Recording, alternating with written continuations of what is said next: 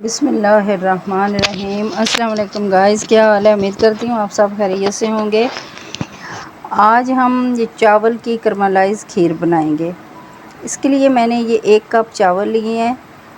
वैसे तो टोटा चावल हो तो वो ज़्यादा अच्छे बेहतर होते हैं, लेकिन मेरे पास टोटा नहीं था, ये बासमती चावल है मेरे पास।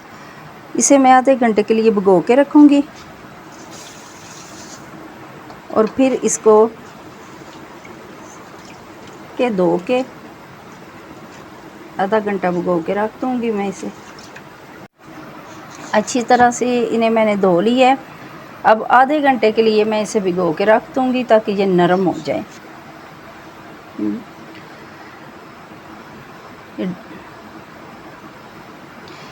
ये 1.5 किलो फुल फैट दूध लिया है हमने और ये 1 कप चीनी ली है। ये चीनी आधी जो है मैं किसी बर्तन में डालूँगी, डाल के इसे करमलाइज़ कर लूँगी और बाकी चीनी बाद में मैं बताऊँगी कि किस वक्त डालनी है। आधी चीनी इसमें मैं डालूँगी और उसे करमलाइज़ कर लूँगी।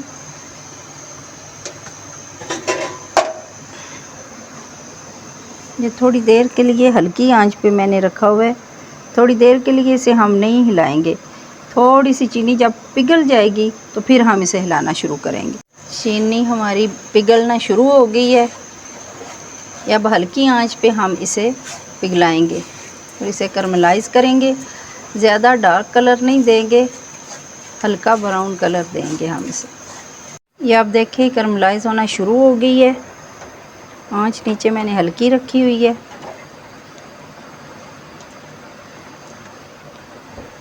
अब आंच बिल्कुल आपने हल्की कर देनी है। ये देखिए, ये जो दाने नज़र आ रहे हैं चीनी के, ये भी अभी पता ही नहीं चलेगा, पिघल जाएंगे, ये सारे इसमें मिक्स हो जाएंगे। और दूसरी तरफ ये हमारे चावल आप देखें नरम हो गए हैं और इसमें पानी जो था वो सूख गया। ये पानी थोड़ा सा जो है इसमें वो इसी में छोड़ दूँगी और इसे मैं थोड़ा ठंडा करने के लिए रख दूँगी। दूध मैंने चूल्हे पे रख दिया है। इसमें से 1 कप मैंने दूध निकाल लिया है। वो मैं आपको बाद में बताती हूँ कि उसका मैं क्या करूँगी। तो ये करमलाइज़ चीनी जो है वो मैं इसमें डालूँगी।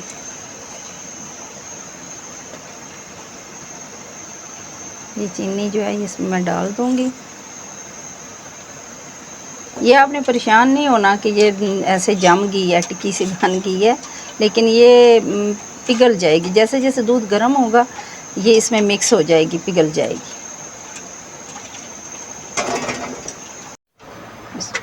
ये चावल हमारे थोड़े से ठंडे हो गए हैं। अब इन्हें ब्लेंडर जग में डालेंगे और हम इन्हें ब्लेंड कर लेंगे। 1 कप दूध जो मैंने उस दूध में से निकाल लिया था, 1.5 किलो टोटल दूध था जिसमें से आधा मैंने निकाल लिया था, ये 1 बड़ा कप, और बाकी का मैंने गर्म कर लिया। ये इसमें डालूँगी। ये 2 रस थे मेरे पास, ये मैंने क्रश कर लिए हैं, ये भी मैं इसमें डाल दूँगी और अब हम इन्हें ब्लेंड कर लेंगे।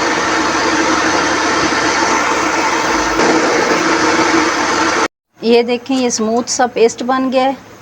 अब हम इसे इसमें जो दूध गर्म किया है इसमें डाल देंगे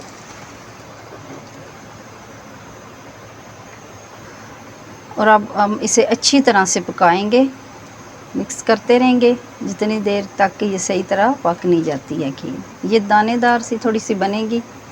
हमने ज़्यादा इसे पेस्ट इसका जो है वो नहीं बनाया, थोड़ा सा मैंने दरदरा सा रखा है। बाकी बची हुई चीनी थी ये भी इसमें हम डाल देंगे और ये सब्ज़ इलायची जो है ये 3-4 दाने हम इसमें डालेंगे।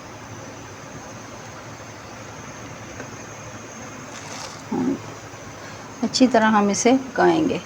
सलसल चम्मच हिलाते हुए हम इसे पकाएंगे और साथ साथ ये जो साइड पे लगती है ना मलाई जमी जाती है तो इसकी वो उतारते जाएंगे। इस पॉइंट पे हम ये थोड़ा सा मेवा है मैं इसमें डाल दूँगी और बाकी जो है वो इसके गार्निश के लिए ऊपर इसके डालेंगे। ये गड़ी ये खीर हमारी बन चुकी है। अब हम इस चूल्हा बंद कर देंगे, थोड़ी सी ये ठंडी हो जाएगी, इसे बर्तन में उतारें। चूल्हा हम बंद कर देंगे और इसे दूसरे बर्तन में सर्व करेंगे। ये क्रश किया हुआ पिस्ता और बादाम था मेरे पास, ये पिस्ते हैं मेरे पास, ये डालूँगी। आपके पास जो भी मेवा हो वो आप डाल सकते हैं।